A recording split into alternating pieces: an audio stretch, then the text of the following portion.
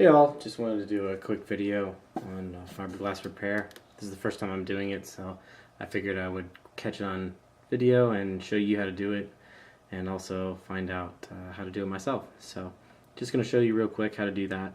And all I did was just get a Bondo kit, fiberglass kit from the local parts store, which I'll show you shortly. But just wanted to show you how to do this. So I'm going to go ahead and get started. First thing it says to do is to sand and acetone the area just to keep it clean. So I'm going to go ahead and get that started. Alright, so I'm just going to acetone this area, get it nice and clean. As you can see, there's two holes which I punctured when I put the engine in. So I'm going to try to just clean up this area, prep it for the resin, and that looks pretty good. It's kind of hard to get to because it's right behind the cylinder head. Now that that's done, I'm going to go ahead and mix up the resin, and I'll show you how to do that. Alright, so next part is we're going to mix the resin. Just wanted to show you the kit I got. It's a Bondo kit. You can get this probably in any auto parts store, so I'm not going to spend too much time on that, but it's just a fiberglass repair kit that I got at the local parts store. So according to that, it says that the resin is about 1 ounce of resin is about 10 drops of hardener, or 6 tablespoons to 1/4 teaspoon. So I'm going to try to get that as close as I can as possible. As you can see, I cut my little patch cloth right here. It's a 6x5 to cover that area that I damaged. And then I'm going to mix my hardener and my resin right on this piece of cardboard, and I'll try to get it as close as possible. So I will show you that now.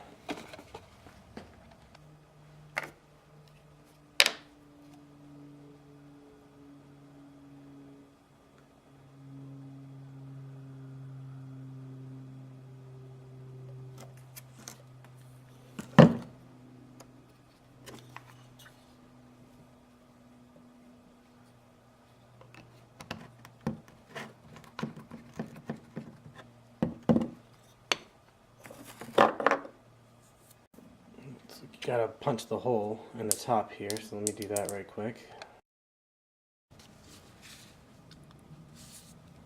Alright, that was a little bit more than 10 drops. But, oh well. Now I will mix that in.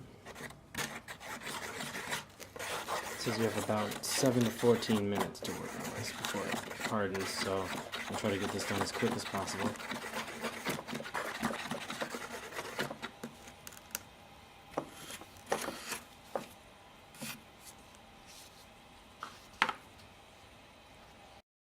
Alright, so first I'm going to start putting a little bit on this so I can have something to stick it on.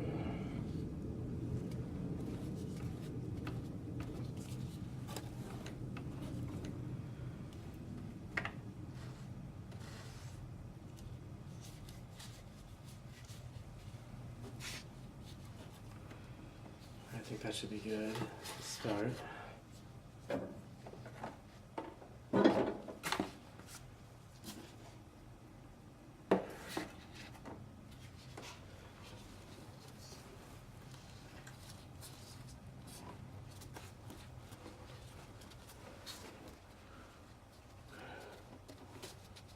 That's good.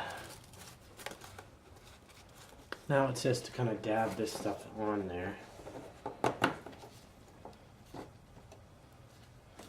I'll do my best to do that.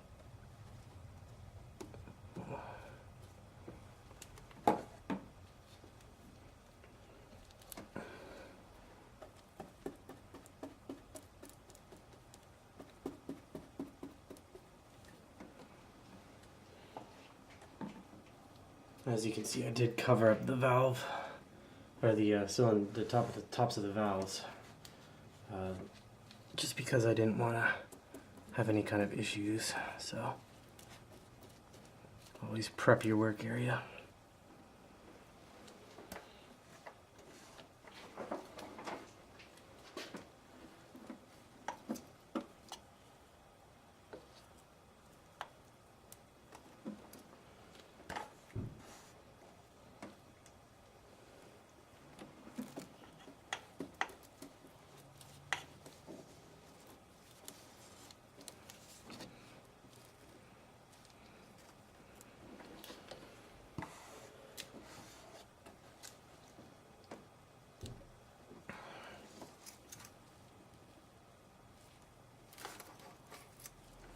And you probably can't see this part, but I'm just dabbing it a little bit, and then I'll let some of the resin kind of run down just a little bit, so it kind of soaks in. It's kind of a difficult area to work in, but I'm trying to let it run down as much as possible, and hopefully it doesn't run down too far.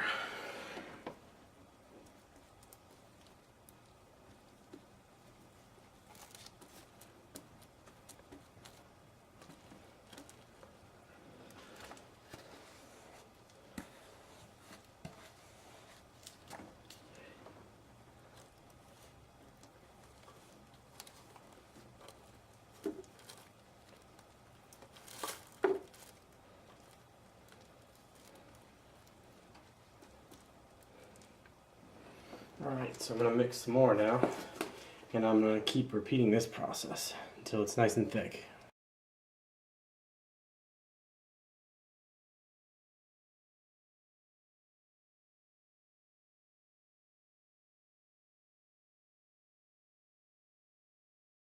Okay, so I just wanted to show you a visual of the final repair. Hopefully I didn't miss any spots. I don't think I did, but it is kind of tough to squeeze down around the top of the cylinder head down there. So that may be the only part that I missed, but I tried to let it drip down there as much as possible. So yeah, so I think this actually wasn't as hard as I thought it was going to be.